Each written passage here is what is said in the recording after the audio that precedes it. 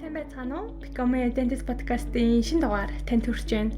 Энэ удаагийн дугаарт маань Монголын нүгэр амны төр сонжилгооны салбарын төлөөлөл оролцсон байгаа. Яагаад энэхүү зочин ойрох болсноо тайлбарлая. Өнгөрсөн жил бүгднээр Солонгос улсын Янсан их сургуульд эмнэлэг зүүн дадлаг хийх боломж олдож 8 тасагтай танилцсан юм л та. Эдгээрээс хамгийн их таалагдсан нүгэр амны төр сонжилгооны тасаг байсан. Хамгийн ихэнд үтсэн болооч тэрүү нэг дор 10 гаруй рентген аппарат CT MRI-гийн зөвхөн нүгэр ам судлалын сургууль дээр нь харсан мөн хөгжлийн бэрхшээлтэй иргэд үйлчлүүлэх боломжтой тэр дундаа тэрэгцэртэй хүмүүст зориулсан орчин нөхцөлтэй нь маш их таалагдсан. Тэгээ үүнээс л ёстой л өндөр хөгжилтэй орон дэлхийн шилдэг сургуулиудын нэг мөн байна даа гэсэн бодол төрсөн. Үүнтэй адил нөхцөл ч гэсэн манай улсад бий болоосай гэж бас хүсэж байлаа. Яг тухайн үеийнхаа сэтгэлдэлтэйгээ холбоотойгоор энэ удаагийн дугаартаа анагаах ухааны доктор, анагаахын шинжилгээ ухааны үндэсний их сургуулийн нүгэр ам судлалын сургуулийн шүд эрүүн нүрийн эмнэлгийн чанарын менежер Баталгын Булган эмчийг урьсан байгаа. Булган эмч маань нүгэр амны төр сонжилгооны салбарын өнөөгийн нөхцөл байдал, ирээдүйн чиг хандлагын тухай ярьсан байгаа. Ингээд та бүхэн подкастаа хүлээн авах нь. Танд энэ өдрийн мэндийг хүргэе. За тэнгис төрөндөө энэ өдрийн мэндийг хүргэе. Манай подкаст маань уламжлалт асуултаар эхэлдэг. Тэр бол та яагаад шүдний ихэмж мэргэжлийг сонгосон бэ гэдэг асуултаа. Таны хувьд энэ мэргэжлийг сонгох болсон шалтгаан нь юу юм бэ? За ерөнхийдөө бол нөгөө шүдний ихэмж гэхээр бид нар нөгөө 10 жилдээ яг намайг төгсөж байгаа үед бол нөгөө хамгийн анхны одоо элсний ерөнхий шалгалт гээд болж исэн. Тэгэхээр нөгөө хим биологоор орж исэн. Одоо Цэнгэл төрөнгийн хувьд тухайн үед чи конкурсанд орж байхдаа ямар хичээлээр одоо өгч исэн бэ? Би хим, биологи, физик гэсэн 3 хичээлээр өгч исэн. За бүр хүндэрсэн байх тийм ээ. Тэгэхээр одоо бидний үед бол 2 хичээлээс. Тэгэхээр ер нь бол яг багасаа яг шүдний эмч болно гэж бодож байгаагүй. Өөрөөр хэлбэл манай одоо 10 жилийн анги маань бол яг математикийн гүнзгийрсэн анги байсан. Тэгээ математик, физик, гадаад хэлэндээ сонирхолтой одоо сурагч байж байгаад 10 дугаар ангидаа одоо гэр бүлийн зүгээс одоо карьерийн зөвлөгөө гэхөө ямар ч байсан зөвлөгөө өгөөд анагаахт ороод үзвэл яах вэ гэд тухай тэгжсэн. Тэгээ 10 дугаар анги байсан болооч тэр ерөнхийдөө яг нөгөө эцсийн 1 жил үлдсэн байсан л да. Тэгээ тэр хугацаанд нэлээд өөрийгөө дайчлаад тэгээд одоо биологийн хичээлдээ сонирхолтой байсан, химийн хичээлдээ бол аюу дургүй байсан, ер нь ойлгохдогч байсан. Тэгээ ямар ч байсан ингээд шалгалтандаа бэлдээд өдөр шөнөгүй бэлдээд тэгсэн чинь тэгээ тэнцчихсэн. Тэгээ ер нь шүдний эмч болж исэн. За тэгээ шүдний хэмжээр сурах явцад ер нь танд ямар хүндрэлүүд гарсан бэ? Эхлээд бол ингээд өөрийн тань бол хүсэл биш байсан байж тээ, тэ? Миний хувьд бас яг тийм зүйлтэй тулгарч исэн байхгүй юу? За. Тийм тэгээд яг ингээд гэхдээ ямар ч тааж анагаах гэдэг нь бол ингээд гэр бүлийн маань сонголж гисэндээ нүгэр ам судлалын сургуулийг бол яг өөрөө сонгож исэн гэсэн үг. За тэгээд яг ингээд өөрөө хүсээгүй ч юм уу эсвэл яг өөрөө сайн мэдэхгүй орчхоор бас хичээлийн явцад нэлийн хүндрэлүүд гардаг шүү дээ. Таны хувьд ямар хүндрэл гарч исэн бол? Бүрт чинь бол одоо энэ ч одоо бүгд одоо нуугаад яах вэ гэдэг шиг нэгдүгээр курс аягүй хэцүү байдаг шүү дээ. Өглөөний одоо 9-өөс ахвал оройны баг 5-6 цаг хүртэл тэгэл би надад юунд ороод ирчлээ гэд хамгийн ихний өдрөө би бүр амар сандгийн гойд ч одоо бид 17-8 дээр яа би үнэхээр ядарлаа гэж орж ирчихсэн. Тэгэл нөгөө анатомийн хүнд номнуудыг бариад тэрэл тэгэл өдөр шөнөгүй одоо бараг л нөгөө мэдрэлийн ядаргаанд орох нь хоолгүй. Тэгээд тухайн үед яаж тэр нөгөө нэг сэтгэлийн одоо хичээлийн академик дарамтаа даван туулжсэн арга нь гэвэл чөлөөт цагаа тухайн үед нөгөө Rotary гэдэг клуб байсан.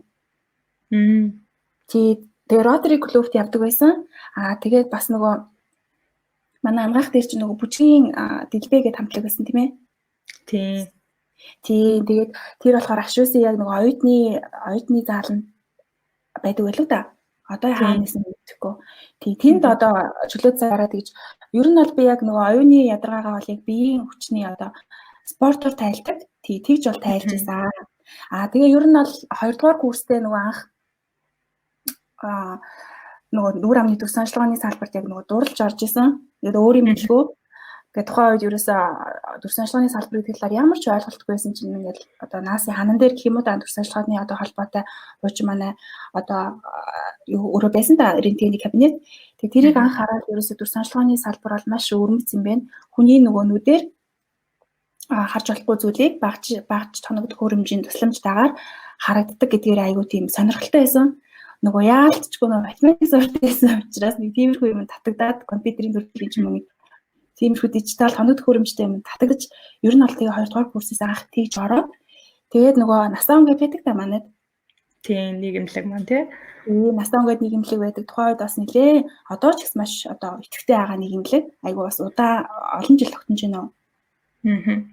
Тэгээд ямар ч тач насны зохион байгуулсан тухайн үед одоо оюутан лайсан гэсэн үг нөгөө оюутны эрдэм шинжилгээний хуралд ингээд 2, 3, 4, 5 дугаар курстэй яг нүүр амны дүрс онцлогооны чиглэлээр өөрийнхөө л хэмжээнд одоо судалгааны ажил хийж одоо өөрийнхөө л хэмжээнд ч тухайн үед оюутнаас ямар л олигтой юу гаргаж тэгтэл нөгөө өөрийнхөө хэмжээнд оюутны одоо ажил болгон оролцоод тэгээд тэрэнд ингээд яг тэр дүрс онцлогооныхаа салбартаа ингээд улам дуртай болох, сонирхолтой болох үе таалах нь нэгдсэн болов уу гэж одоо бодож байна да. За таны хувьд бүгд Солонгос улсад тус онцлогооныхоо чиглэлээр нарийн мэргэжлээ эзэмсэн шүү дээ, докторийн зэрэг хамгаалсан. Тэгээ тэр дундаа Янсан их сургуультай суралцсан байгаа. Энэ тухайгаа бидэнд танилцуулах уу?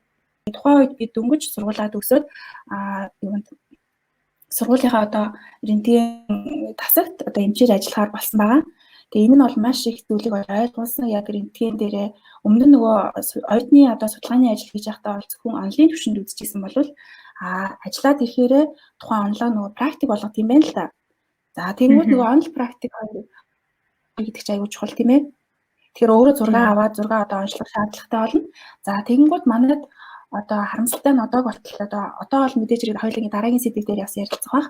Харамсалтай нь одоогийн байдлаар яг нүүр амны дүрс онцлогооны одоо резидент бол бэлтгэхгүй байгаа. Тэгэхээр нөгөө гэхээр гадагшаа яд сурахаас өөр аргагүй болсон л доо.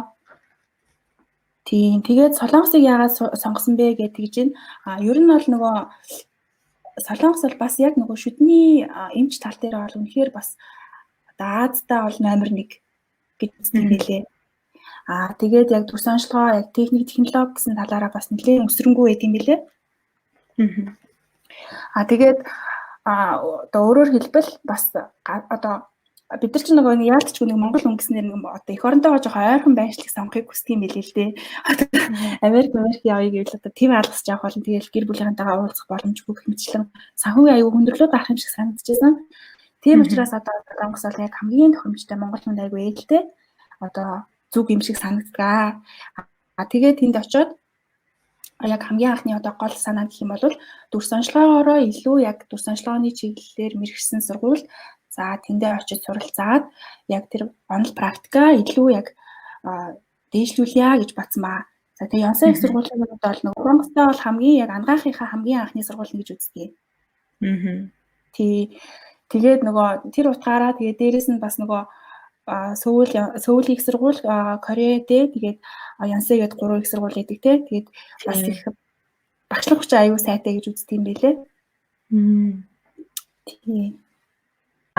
Бусад орнуудын одоо нүүр амны дүрс онцлогооны салбар ер нь ямар чиг хандлагатай хөгжиж байгаа вэ? Тэгээд хэдийн ингээ манай улсад нүүр амны дүрс онцлогооны салбар ингээд үүсэж эрдэнэ хүлээж аваагүй байгаа ч гэсэндээ ер нь хэр хэмжээнд хүртэл нь дэлхийдээ хөл нийлүүлж хөгжсөн байгаа вэ?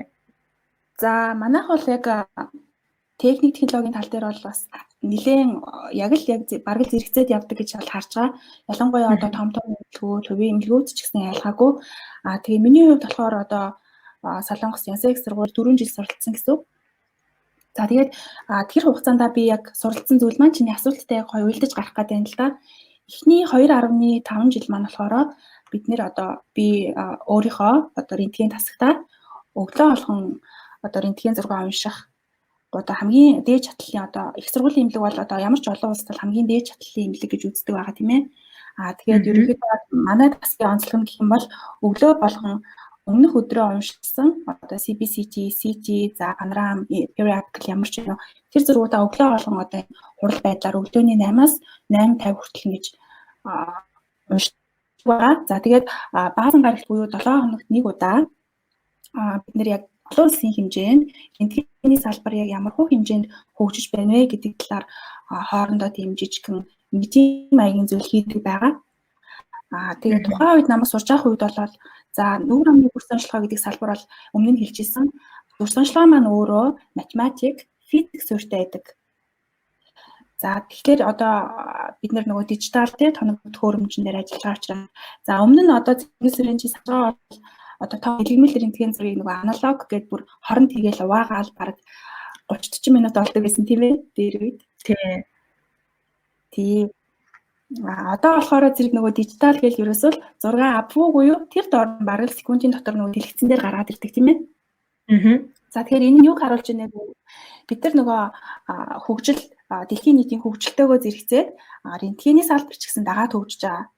За аналог аппарат хэрэглэдэг байсан. Одоо бидний нөгөө хэрэглээд байгаа хоронд хийж байгаа ч одоо аналог аппаратны үе гэж нэрлэе л да. Рентгений салбарын бас маш чухал үе.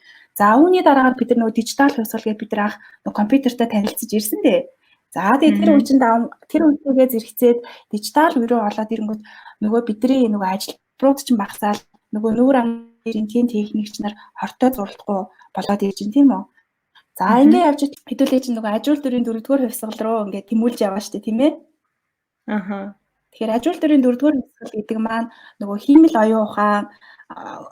оюун ухаан давмгайлсан одоо салбар. Энэ бол нөгөө зөвхөн Монгол улс гэлтгүй бүр дэлхийд даяараа яг тэр одоо за одоо бид нар шүхрээр бол одоо тийм шүхрэнд ор байна л гэж үзье л да. Тэр шүхрэнд ор одоо амьдарч байна. Цаашдаа одоо ажил дөрвийн 4-р хувьсгал руу бид нар тэмүүлж явж байна гэсэн. За тэгэнгүүт тэрийгээ ямар салбар одоо зөвхөн дүр саншилгаа гэхгүй бид нар гажиг, хүүхэд, мис бүгдээрээ л тэрийг дааж байгаа. Тэр шиг аналогоос дижитал боллоо. За дижиталаас одоо дүр саншилгааны салбар хиймэл оюун ухаанд суурилсан буюу одоо программын тусламжтайгаар дүр саншилгааны одоо зургууд байгаа да.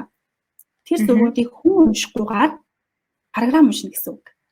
Иймэрхүү байдлаар бол ерөнхийдөө олон улсын хэмжээнд бол ингэж явж байгаа. Тэгээд манай Монголын хэмжээнд би бол сая бараг жилийн өмнө нөө 4-5 сарын өмнө бас хувийн эмнэлгүүд одоо энэ хиймэл оюун ухааныг одоо ашиглаад зураг тавьж унших хүний одоо нүдээр биш программын тусламжтайгаар өөрөөр хэлбэл одоо энэ дэлгэцэн дээр гарч байгаа бөөрийнхий дүрсийг хүн хараад бөөрийнхий гэж хэлнэ дээ.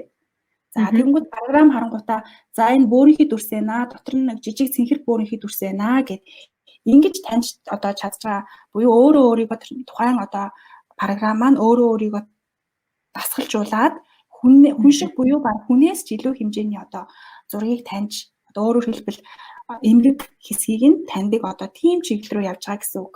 Тэгэхээр манай Монгол улсын хувьд бол ердөөсөө ч одоо хоцроогүй залуучууд маань одоо ялангуяа сая янз янзын тэмцээнд одоо оюуны шатрын тэмцээн за тэр e-спортоор сая 3-р байранд орлоо. Гэх мэтчлэн бол одоо Монгол хүмүүсийн потенциал аяг өндөр учраас яг тэр технологийнхтойгоо бол энэ зэрэгцээд одоо бараг л араас нь явж байгаа л гэж би харж байгаа. За манай улсад ерөн сүүлийн үед ямар нүүр амны дүр саншилгааны чиглэлд судалгаанууд хийгдсэн байгаа болоо. Дүр саншилгааны салбар гэх юм бол одоо яг манай Монгол улсын хэмжээнд бол яг гарын 5% багтаах хүмүүс байгаа. Тэгэхээр өөрөөр хэлбэл одоо Цэнгэл зураг надад нөгөө санал тавихад бол би бас жоохон санаа зовсон. Яг одоо нөгөө би ингээд дүр саншилгааныхаа хэмжээг хийхгүй байгаа. Нөгөө чанарын албаны менежер хийж байгаа учраас одоо оролцоход одоо ямар ах болоо гэхэд бол зүгээрээ багшаа энэ нь бол хүмүүсийг харин ч нөгөө дүр саншилгааг илүү таниулах, оюутнууд энэ чиглэлээр сураасаа гэсэн учраас ингээд та заавал ингээд оролцоорой гэсэн учраас яг одоо хоёулангийн энэ подкастны зорилго маань яг гарын 5%-аас их тооны одоо дүр саншилгааны салбарын эмчнэр энэ салбарыг одоо сонгон суралцаж гадаадад байна уу дотоодод байна уу сонгон суралцаж одоо хүмүүсийг цааш нь явуулаасаа гэсэн үднээс бас дотроо би бол тэгж бодоод дүр саншилгааны салбарын одоо онцлогийг бас ингэж ярих гэж бас дотроо бодсон л доо. Тэгэхээр дүр саншилгааны салбар маань ерөнхийдөө ер нь бол ямар ч судалгааны ажлууд маань судалгааны ажлын одоо гол бид нар дата гэж ярьдаг тийм ээ өгөгдлүүд хүүхдүүд бол гажиг заслын эмчж бай, мэс заслын эмчж бай, хүүхдийн эмчж бай, сав заслын эмчж бай, рентген зурган дээр ажилладаг тийм ээ. Тэгэхээр бидний одоо ойлголтоор дүр саншилгааны эмчнэр бидний одоо хүсэж байгаа зүйл болвол тэр эмчнэр маань энэ дүр саншилгааны салбарыг бас илүү сонирхоод түүндээ илүү бас одоо анхаарлаа хандуулад хийх юм бол цаашдаа одоо энэ мэрэгжлийг нөгөө сонгох тоос илүү ихсэх болов гэж бодсон. Тэгээд бид нар нөгөө дүр саншилгааны одоо салбар гэхээр зөвхөн одоо бидний мэддэг рентген, CT, computed tomograph гэдгээр MRI гэдгээр бол нөгөө бас хязгаарлагдаж болохгүй. За одоо бид нөгөө хавдрын онцлогоонд хэрэглэдэг PC, ультрасонограф гэх мэтчлэн ингээд зүйлүүд байна л да. За одоо жишээлбэл бид нарийн үений одоо эмчилгээ хийхин тулд онцлогооны зургаар MRI-ыг сонгодог байгаа. За гэтэл MRI маань өөрөө өртөг ямар үлээ те 1-2 саяас л эхэлдэг. Нилээ өртөг өндөртэй. За тэгээ бид нар манай Монголын маань одоо цалин ямар үлээ. Тэгэхээр энэндээ тааруулаад ингээд бид нар яг онцлогооны салбарт илүү MRI-ийн оронд одоо орлуулах боломжтой ультрасонограф байна. Тэгхийн бол одоо манай шүдний эмч нар маань ультрасонографаар бас нарийн мэрэгшээд ирэх юм бол маш олон хүмүүсийн эрүүний үений одоо эмгээс урьдчилан сэргийлэх өвчин онцлогоонд нь бол маш их тус хүргэнэ гэж харж байгаа. Одоо шүдний салбарт ороод суралцаад явж байгаа хүмүүс маань энэ нүүр амны дүрс онцлогооны салбарт одоо програм суурьтай, математик суурьтай, физик суурьтай хүмүүс хэрэг ороод ирсэн болвол програм хөгжүүлэлт одоо тэр химэл оюун ухаан хөгжүүлэлтэн дээр нь ажиллах юм бол энэ бол Монгол гэлтгүй дэлхийд нөгөө цөөхөн тооны одоо ажиллах хүч бэлтгэгдсэн байгаа юм билэ. Тэгэхээр энийг бол би ингээд дөнгөж одоо оюутан болж байгаа 17 18 та хүмүүс ирээ сонсож явах юм бол эртнээс бэлдээрээ гэж одоо хүсэж байна. Одоо миний хувьд бол 2 жилийн өмнөөс одоо код бичиж эхэлсэн байгаа. Гэсэн хэдий ч одоо жоохон оройтчлаа л доо. За одоо ингээ манай сонсогч дундаас маань нүүр амны дүрс онцлогооны чиглэлээр нарийнсах хүсэлтэй хүмүүс байж магадгүй л дээ. Тэгэхээр тэр хүмүүс хэрвээ ингээд аль нэг улсын нүүр амны дүрс онцлогооны салбарт нь суралцаж ирээд Монголд ажиллая гэх юм бол ер нь ажлын байрны хувьд хэр байгаа болоо? За мэдээж бол одоо дүрс онцлогооны салбар бол шүдний эмнэлэг хаан байна. Тэр хэмжээгээр бас дүрс онцлогооны эмчнэр адилхан л хэрэгцээтэй гэсэн. За одоо улам л их болж байгаа тийм ээ. Тийм учраас нөгөө бид нар эдийн засгийн хууль гэдэг да нөгөө эрэлтээ дагаад нөгөө нийлүүлэлт нь гэдэг шиг. Тийм тэгэхээр бол ерөнхийдөө бол энэ тал дээр бол ингээд нөгөө санаа зовох бол шаардлага байхаа л гэж бодож байна ямар тач. Харин зүгээр хэрвээ ингээд маш олон хүмүүс дүрс онцлогооны салбарт ингээд ороод ирэх юм бол дотроо аюу гой нарийсаад за нэг нь CT-гээр дагны, нэг нь CBCT-гээр дагны, нэг нь панорамаар дагны ч гэдэг ч юм уу. Нэг нь интраоралаар дагны, за ультрасонографаар дагны, PET-CT-гээр дагны гэдэг ингээд дотроо ингээд бид нэг салдаг штэ салбар дотроо өшөө нарийсаад тэр шиг ингээд нарийсаад яг зөвхөн нэг л зүйлээрээ ингээд мэрэгшээд явчих юм бол бас илүү нөгөө дундаас дээш төвшнийх ч юм уу те ямар ч гэсэн нөгөө чадварлаг бас боловсон хүчин гарах байхаа гэж одоо бодож байгаа. За таны хувьд одоо бусад хэрвээ ингээ нүүр амны дүрс онцлогооны чиглэлээр суралцъя гэх юм бол бид нар заавал ямар нэгэн чиглэлээр эрдэнэт хамгаалсан байх шаардлагатай байдаг болов ер нь янсад ингээ нүүр амны дүрс онцлогооны чиглэлээр хэлсэхэд нарийн мэргэжил эзэмсэн байх гэсэн шаардлагыг тавьж исэн болов? За энэ талаар дэлгэрэнгүй ярья. Ерөнхийдөө бол нөгөө янсад нөгөө явахтаа бол би бол магистр доктороор явсан байгаа. За салбар нь олонгууд нүүр амны дүрс онцлогоогоор явсан байгаа. За тэгээ Солонгос улсын хувьд одоо нэг давуу тал нь гэх юм бол түрүү нөгөө би хэлсэнчлэн судалгааныхаа ажлыг хийхийнхаа хажуугаар яг нөгөө дүрс онцлогоо маань хүнтэй ажилтгүй өөрөөр хэлбэл компьютер дээр хийдэг шүү дээ. Тийм учраас тухайн одоо манай техникийн одоо багш нар маань нэлээд одоо надад ихтгэл хүлээлгээд тэр зургийг өдөр болгон уншуулад бүр цаашлаад нөгөө том дата бааз руу н орох нөгөө нэвтрэх хэргийг нь олгож байсан. Тэгэхээр өөрөөр хэлбэл бол яг миний хувьд одоо алдаж боломгүй боломж гэдэг нь өдөр болгон тэр том эмнэлгийн зургийн бүх баазтай одоо харьцна гэдэг бол аюул том боломж юм байлээ. Тэгээ энэ бол туршлага болж таарсан. Тийм учраас өөрөөр хэлбэл би онлайн хийгээд баг нөгөө практикач хийчихэж байгаа л гэсэн үг юм л да. Тэрүүгээрээ бол дүрс онцлогооны салбар маш том давуу талтай. За энэ нь зөвхөн дүрс онцлогоогүй нөгөө эмгэг кистологоор одоо нүүр амны кистологоор ч юм уу те мэрэгшгэж байгаа хүмүүс бас шууд өвчтөнтэй харьцахгүй учраас тухайн тасгийн одоо эрхлэгч нь хүлээн зөвшөөрөх юм бол тэндээ бас кистолого бас хүн онцлоод хийх бас боломжийг бол Солонгос бол бүрдүүлдэг байгаа. Тэгэхээр энэ бол ердөөсөө маш том давуу тал. Харин мисээр юм уу одоо яг эмнэлзүүдээр гардаг хүмүүсийн хувьд бол нөгөө тухайн улсын хуулиараа зөвшөөрдөггүй байгаа үйлчлүүлэгчтэй шууд харьцдаг. Тийм. Тэгэхээр одоо суралцах байгаа оюутнуудын хувьд бол заавал тийм нарийн мэргэжлээрээ сурах шаардлагагүй. Та шүдний эмчээр өсчихсэн байх юм бол одоо солонгос хэлний одоо мэдлэгтэй эсвэл IELTS-ийн мэдлэгтэй за тэгээд голч оноо за тэгээд эсээ эдэг да тийм ээ study plan гэдэг ерөнхийдөө тухайн үед бол яг иймэрхүү гурван зүйлээр бол одоо сонгон шалгаруулалт нь явагддаг. Тэгээд бүтэн жилийн өмнөөс бол бэлддэг байгаа. За тэгвэл манай нүүр амны төрсөн онцлог сонирхч байгаа хүмүүс бол ямар нэгэн мэргэжлээр нарийсах шаардлагагүйгээр шууд энэхүү салбараа сонгон суралцаад явах боломжтой юм байна шүү дээ, тий. За одоо та ер нь ажлын бос цагаараа буюу чөлөө цагаа хэрхэн өнгөрүүлдэг вэ? Та хоббиныхаа тухай сонирхолтой юу? За хобби маань ерөнхийдөө бас л нөгөө ер нь бол нөгөө миний хувьд бол яг нөгөө математик суурьтай сургууль сурж ирсэн юм шиг тэр ер нь бол бас нөгөө компьютер програм тийм одоо дижитал онлайн ертөнцид аягүй тийм сонирхолтой. Энэ бол хас бүтэн сайн өдрүүдэд ингээд одоо вебсайт хөгжүүлэх ч юм уу гэх мэт тиймэрхүү зүйлүүдийг бол хийж өөрийгөө хөгжүүлдэг. Корона гарахаас өмнө бол нөгөө бадминтон гэдэг агарын теннисгээд байдаг та. Тэрүүгээр бол хичээлж исэн. Тэгээд одоо Солонгос сурч байхдаа ч гэсэн нөгөө Солонгосын дугуйлангуудад агарын теннисээр бас хичээлж исэн. Одоо болохоор нөгөө корона гарсан учраас гэртээ нөгөө гэрийн йога хийж байгаа. За таны хувьд ямар төрлийн ном уншдаг бол хүмүүс ширээний ном гэж байдаг шүү дээ. Таны ширээний номтой танилцуулж болох уу?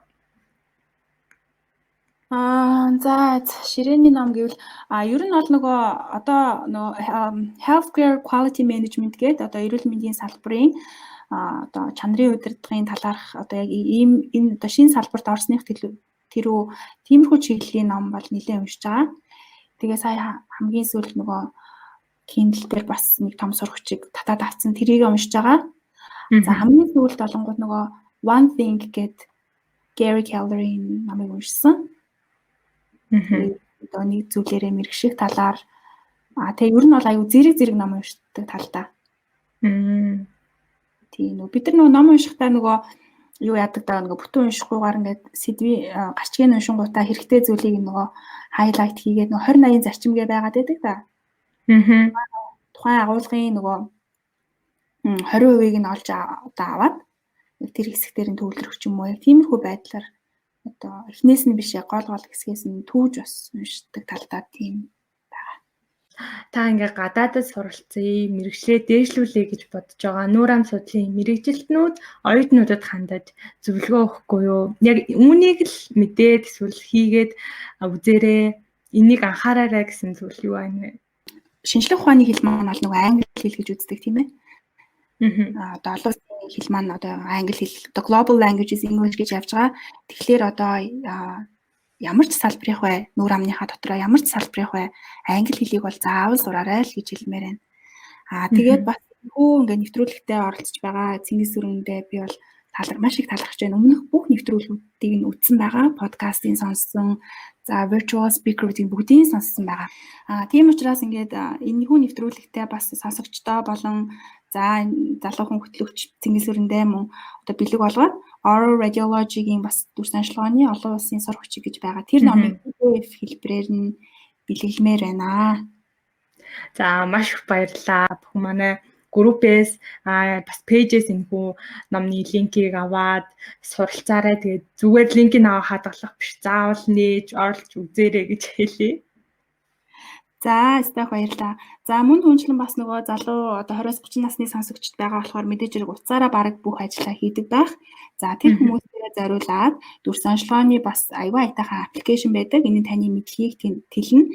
Мөн түнчлэн нөгөө яг дүр санчлагаа гэхээр ямар хөө зүйл байна вэ гэдэг талаар мэдээлэл авахыг хүсэх юм бол бас линкийн нүгийн энд app Oral Radiology Second Look гэдэг аппликейшн байгаа. Тэгээ энэ дээр бас нөгөө өөрийгөө сорих мөн дүр санчлагатай холбоотой шинэ мэдээллийг олж авах боломжтой байгаа. За линкийн подкастынхаа хэсэг дээр нь оруулаад өгчөө тайлбар хэсэг дээр нь.